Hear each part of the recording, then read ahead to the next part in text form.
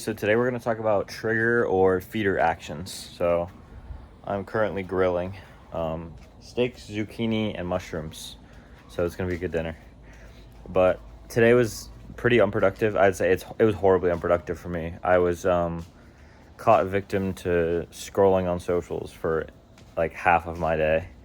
And so I've been trying to do this little bit of a study where I log every day all of the good and bad habits that I do in a Google Sheet, and it helps me monitor what things might cause me to do other things. So for example, if I watch a lot of TV or anything like entertainment related, whether it be social media, TV, movies, YouTube videos, anything, I find that triggers me to then start to eat unhealthy and to get that instant gratification.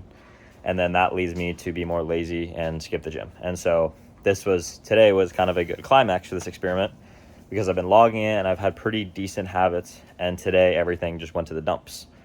And I noticed that it's because I started with scrolling. So the last couple of days I've been less lenient about diet, and then today I sat and scrolled for like hours. I'm like not even joking, it's terrible. I'm not proud. But it makes you realize that there's certain things that have you like, yeah, you're going down, and then you just dump. And that was scrolling for me. So I notice the same thing happens when I watch TV. If I watch YouTube, if I watch anything entertainment related, it kind of like limbically hijacks me, and that's kind of the end of it. And so after that, I'll eat unhealthy, I'll give into all urges, all of my good habits will break down, and today was a good experiment for that. So not working out is actually typically not a precursor for any sort of bad habits for me. Typically the precursor for my bad habits is either eating unhealthy or some sort of entertainment. And so that means for me, I should at all costs just avoid those two things, and it's likely that nothing else will result from that.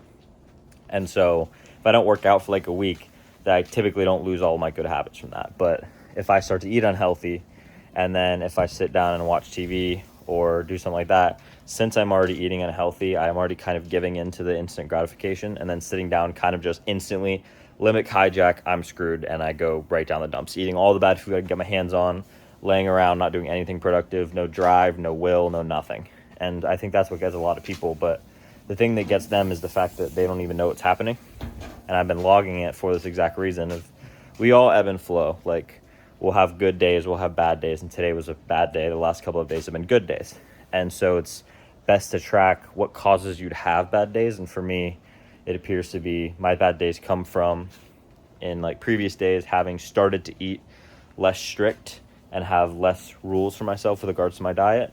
And then the days that really take a dump are the days that I watch TV or get on social media and scroll. And so that's my trigger or feeder actions, would be social media or just literally any entertainment, like digital entertainment and food.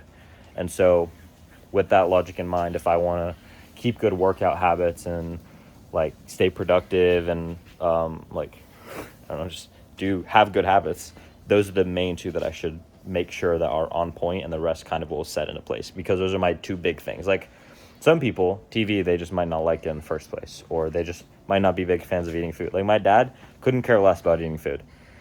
But everybody's driven by different things, and my drivers are food and entertainment, because I like to eat bad food while I watch entertaining things. And that comes from growing up. I used to watch an absolute boatload of YouTube and eat absolutely horrendously. Eventually you hit rock bottom and you stop doing those things, but they always are still there. And so if I give into them, eventually that resurfaces, because it's always up here. And so that's a cool lesson learned for me today. Today was not my favorite day. I didn't really have a great day with regards to productivity, but yeah, that's the lesson for the day. So if you are able to right now, open up a Google Sheet and literally just write in all the good and bad habits that you have or want to have. So for me, I'll put reading, screen time, social media, do like cold showers, workout, diet, and then just track all of them. So I track the number of pages that I read each day. I track my screen time. I track whether I did or did not scroll. So just checkbox, did or did not work out. And then my sleep, the amount of sleep that I got, and it's all these different variables that might like cause things. So maybe if I notice every time I have a bad day like this, my sleep was down, and so then that's the cause. But I actually notice when my bad days are like this, my sleep is actually up. It's when I oversleep that I start to act like this, because it takes discipline to get up early in the morning. And if you don't do that, then problems are caused. So write down all of the things, or I guess not write down, but log them each day. All of the things that you do want to do, your good habits, but also log your bad habits and figure out at what point your bad habits start to come out and your good habits start to go away. And that will be what your trigger or feeder action is the thing that always seems to cause that. And for me, it's unhealthy food and entertainment, whether it be scrolling on my phone or watching TV, watching movies, anything like that. And the secondary consequences, second order consequences of those is likely going to be skipping the gym, staying up late, not getting a lot of sleep, lack of discipline in every other way, sleeping in, and that's how it goes for me. And so my first order consequences, or I guess my first decisions that cause these second order consequences, are those two things, and my second order consequences are just all of my good and bad habits go to crap. And so you'll be able to find yours if you do a little bit of reflection and track it. And the data doesn't lie. The numbers do not lie. And so definitely a good action item for the day. But otherwise, that's it. That's all I have for you guys. No business progress today.